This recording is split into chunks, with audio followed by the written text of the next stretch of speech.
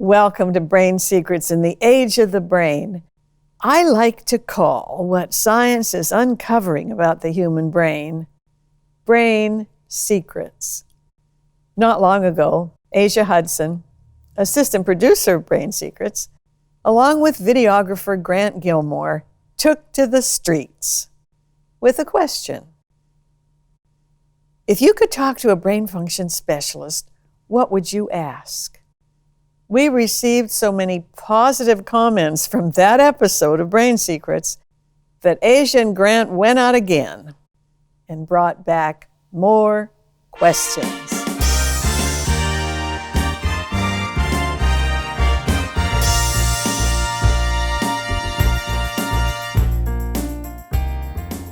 Welcome to Brain Secrets, Asia. Although it seems kind of strange that I'm welcoming you to a show for which you are assistant producer. I'm still not used to it yet. And you are on this side of the camera. Right. Now, I could get used to this really easily. So, you and Grant have been out and about on the streets, and you came back with another batch of questions. Right. So, was there anything different about this particular episode of questions from the very first time you did it? I think that we got maybe a more eclectic group of people. I think, being out in the street, I'm kind of getting into the groove of things. So it's easier for me to convince people to come over and talk to me by being funny or goofy or charming or whatever,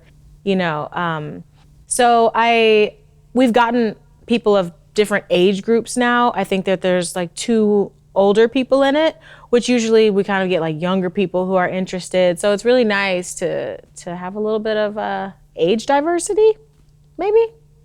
Hey, diversity's good any way you cut the mustard.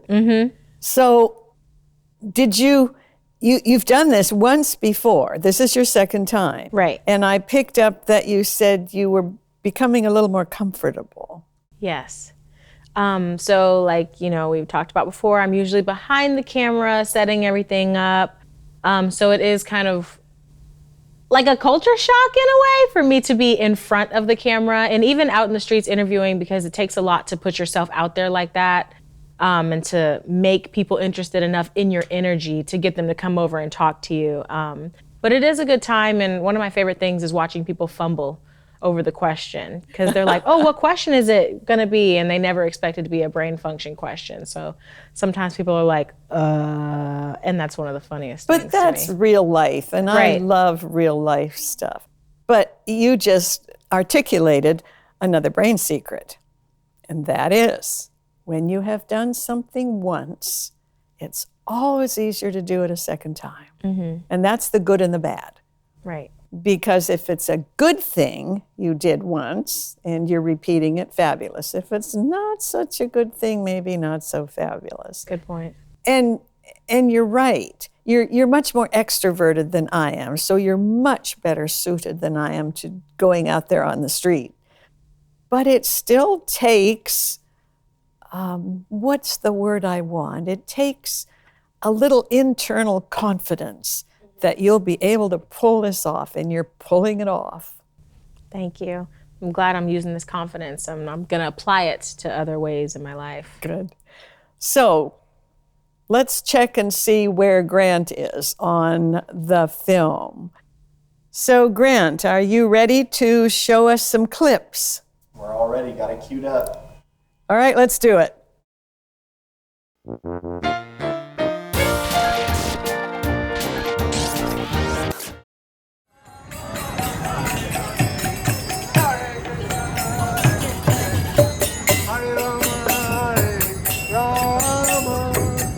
What's up, y'all? My name is Asia Hudson, and welcome to Ask Dr. Taylor, where we take to the streets and ask random people questions about brain function. And then we send those questions back to the desk of our world-renowned brain function specialist, Arlene R. Taylor, PhD. We are here in not-so-sunny Santa Monica to see what the people have to say and ask about brain function. All right, here we go. All right, do you guys want to answer a question? You guys have a question about brain function? Would you like to? Yeah, you don't have to, any question. Yeah, okay. So, what is a question that you have about brain function if you had to ask a brain function specialist a question about it? How does the brain function when you're going through hurt and pain? Well, that's all I like that. Good question. So what? It's all the same, hurt and pain. I think I would classify hurt and pain as two different things. I stub my toe, I'm hurt. Somebody that I love, something happens to them, I'm in pain. Okay, true. So that would be my question. All right, Dr. Taylor, you heard it. What happens when you go through hurt and pain? Excellent question. How the brain functions in the presence of physical pain or social hurt depends largely on your mindset and how you manage the discomfort. Unmanaged, your brain can become overwhelmed with the load of sensory discomfort and find it difficult to concentrate on anything else. When you fight against the discomfort, sometimes it even increases, as the brain wants to be sure you know that you are experiencing physical pain or social hurt. I tend to talk to my brain in such situations. First, I thank it for notifying me via the discomfort that I am experiencing physical pain, and I move into it using a variety of strategies to manage it. Or I thank my brain for notifying me via the discomfort that I'm experiencing social hurt. I acknowledge it and draw on my past learned experiences and emotional intelligence skills to manage it. Note, social hurt may be experienced in the heart as well as the brain. Those two organs, brain and heart, continually communicate and can reinforce each other, negatively or positively. You may need a good counselor or healthcare professional to help you learn to apply helpful strategies. Either way, healing takes time. All right, those are some great questions. I personally classify hurt and pain as two different things, but Dr. Taylor, does the brain know the difference between hurt and pain? That's my question. Not to make this show about me, but another question I have is, you see this weather? Santa Monica is known for being sunny Santa Monica. But as you see today, it is overcast. Does overcast or weather have an impact on the brain, how we function? I know that there are days where I just want to cuddle up, watch movies, and drink hot chocolate because it's raining outside. Does that impact the brain in any way? Please, let us know. You're on. All right, we'll hear back from you when we get to your desk. Let's see who else has a question. Oh boy. Talk about a complex question. If I define hurt as a social injury and pain as a physical injury, then my brain's opinion is that the brain may know the difference, since it does not process physical and social injuries identically. There's some differentiation in the brain between where pain versus hurt is decoded. However, brain imaging studies have shown that there is also some overlap between the two regions. Metaphorically, think of this as mashed potatoes versus baked potatoes. The brain knows there's a difference in appearance and somewhat in taste, yet ultimately still identifies them both as potatoes. Bottom line, social hurt and physical pain both create discomfort. Make no mistake, a broken heart may ache as much as a broken bone. So, does weather impact the brain in any way? And the answer is it definitely can. In fact, entire books have been written on how weather impacts human brains. One study of 16,400 individuals evaluated 19 aspects of weather variables: sunny, overcast, rain, snow, wind speed, wind chill, and so on, and correlated the data with mental health distress. While some people prefer differing types of weather, researchers found only one weather variable that impacted mental health distress, and that was the number of daylight hours between sunrise and sunset. Some brains are more susceptible to shorter daylight hours. Seasonal affective disorder, or SAD, better known now as major depressive disorder, seasonally related, is much more common in Alaska and areas above the Arctic Circle than in sunny California or Florida. Fortunately, light therapy can bring natural sunlight indoors, especially during the winter months, and can help weather-sensitive brains experience healthier mental health. Can I ask any of you a question? Yes. No? Are you sure? You look very like you know stuff. You don't want to ask a question or answer a question? Very good, Asia. Okay. I have a sense for people who are inquisitive. To tell that man has a lot of questions and yet doesn't want to ask any questions. What the? Well, some people are more introverted. Okay, so we're out here fishing for questions, and we haven't really caught anything on the line in a few minutes. So we're going to scurry over to these musicians and see what they have to say. Let's take the bag and scurry to the musicians. It's fine. Changing locations, dragging the cord. Here we go. All right. Can I ask y'all a quick question before y'all get to jamming too heavy? Okay. So we're doing a show about brain function, and I wanted to ask if you guys had any questions for a brain function specialist. So if you did, what kind of question about brain function would you ask? What happens to the brain when you're listening to music? Oh, good question. Or performing. Yeah, performing. So what happens to the brain when you're listening to or performing music?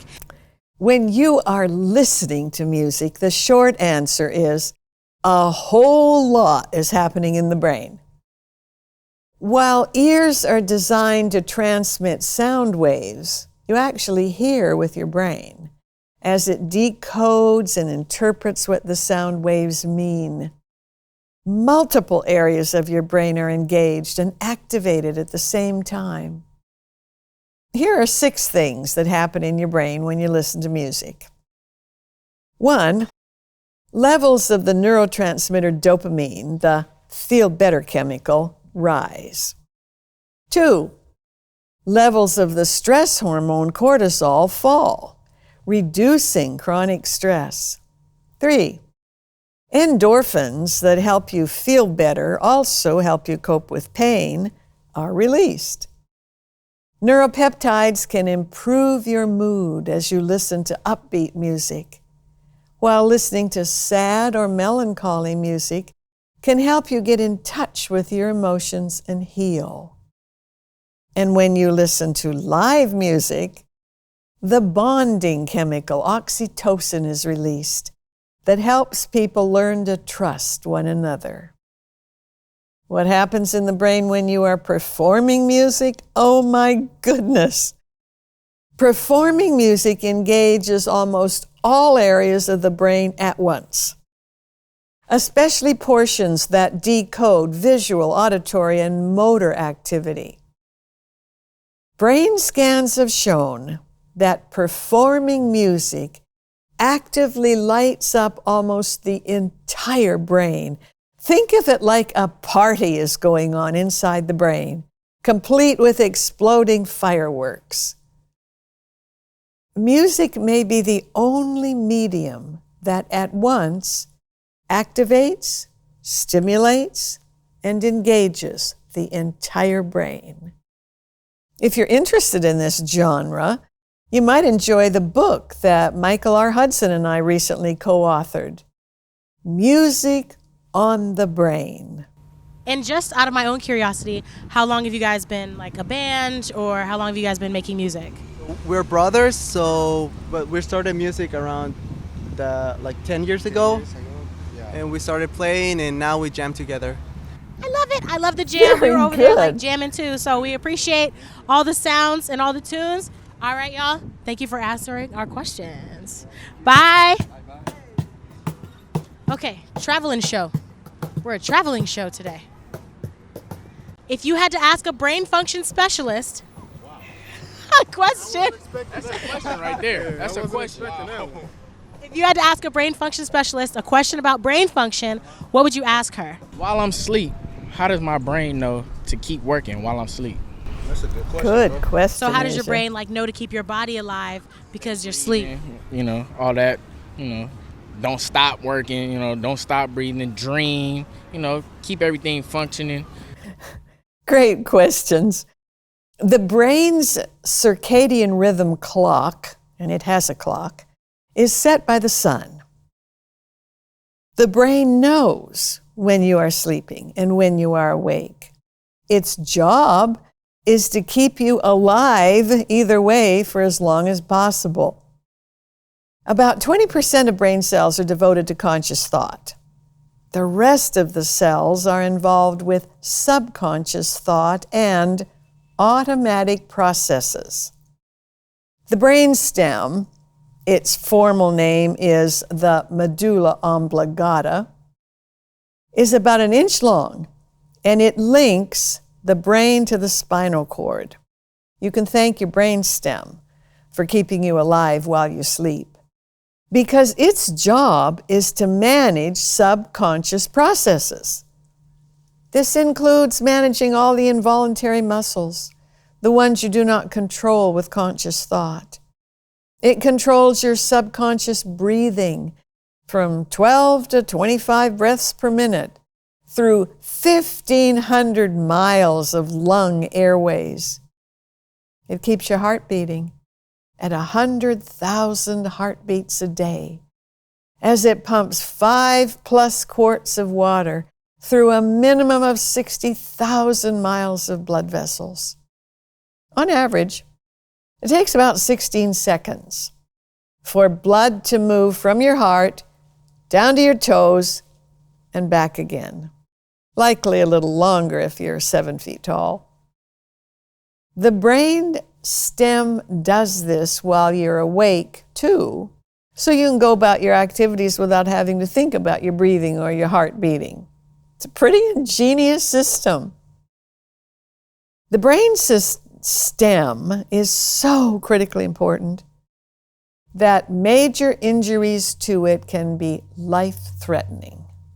And now we're back in our original spot. We ended up floating because it was hard for us to find questions in this general area, and now we're ending it with this beautiful background at not so sunny Santa Monica because it is gloomy today. Don't forget about my question about how weather affects the brain, Dr. Taylor. But also, thank you to everybody who tuned in today to Ask Dr. Taylor. We got a bunch of really great questions from a very eclectic group. Thank you all for tuning in to Ask Dr. Taylor.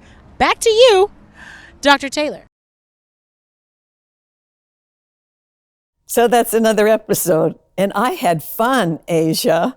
Thank you, me too. I enjoyed that. It's interesting to have eclectic questions like that. Challenges my brain sometimes to think of things in a new way. Mm-hmm. And that's another brain secret. Right. So I can hardly wait till you go out to the street again and we get a new batch of questions and I can have you back on this side of the camera. I'm very excited. I'm getting into the groove. I'm actually loving going out, especially, post-quarantine. And now that we're all situated and good to go outside, it's nice to be able to interact with humans again. So it's definitely bringing me out of my shell that quarantine put me into. Well, it is kind of a shift, isn't it? Yes. But the brain is very plastic. It can do it. Thanks again.